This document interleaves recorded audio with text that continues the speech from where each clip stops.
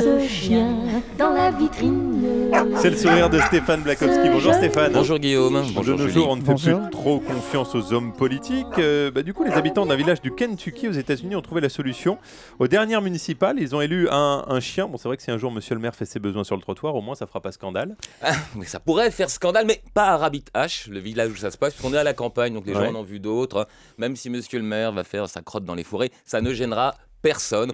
On est habitué, c'est un tout petit village, il y a une quarantaine d'habitants, 7 maisons au bord de la rivière de l'Ohio, et surtout une très grosse épicerie qui fait que tous les gens vont se ravitailler là. Donc jusqu'à 1988, jamais les habitants qui vivent là depuis plusieurs générations n'avaient eu l'idée d'élire un maire. Ils n'avaient pas besoin, ça se passait très bien comme ça. Mais on leur a expliqué cette année-là que c'était absolument obligatoire. Donc ils étaient un peu contrariés, ils en ont parlé entre eux, ils ont étudié le code électoral du Kentucky, et puis ils se sont rendus compte qu'en fait, il n'était jamais dit explicitement que le maire devait être un être humain. Donc quelqu'un a dit, dans ce cas, je pourrais présenter mon chien. Exactement, tu pourrais présenter ton chien. Alors, why not?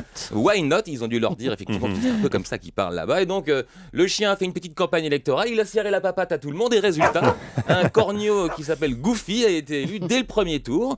Et en fait, ça a satisfait tout le monde, puisque c'était il y a quelques années. Et depuis, 3 chiens se sont déjà succédés à la mairie. Alors, à chaque fois, il y a des élections, hein. Ça peut être, parfois un peu serré.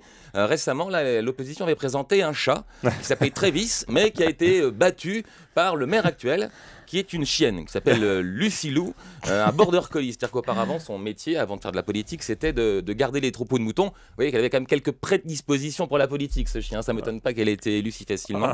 Le seul candidat humain, lui, n'a recueilli que 2 voix, mais c'est pas étonnant parce que ce qu'on reproche aux hommes politiques, dans le fond, c'est d'être des hommes, d'avoir tous les défauts de l'espèce humaine, les mêmes défauts que nous, c'est ça qu'on ne leur reproche pas. Alors, eux, ils ont élu un chien, ils sont très contents parce que grâce à ça, grâce à ce côté un peu insolite, la ville figure depuis début février dans un guide de tourisme des États-Unis où on propose de visiter les États-Unis en dehors des sentiers battus. Donc voilà une publicité qui fait qu'on en parle jusqu'en France de Rabbit Hash et que Monsieur le maire, qui est l'ambassadeur de la ville, fait beaucoup pour la visibilité de cette petite commune.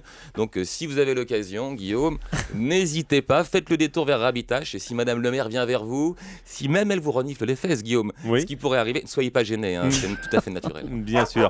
Merci beaucoup Stéphane, vous avez 1h30 pour aller promener Toutou, et on vous retrouve pour le débrief tout à l'heure sur Europe 1.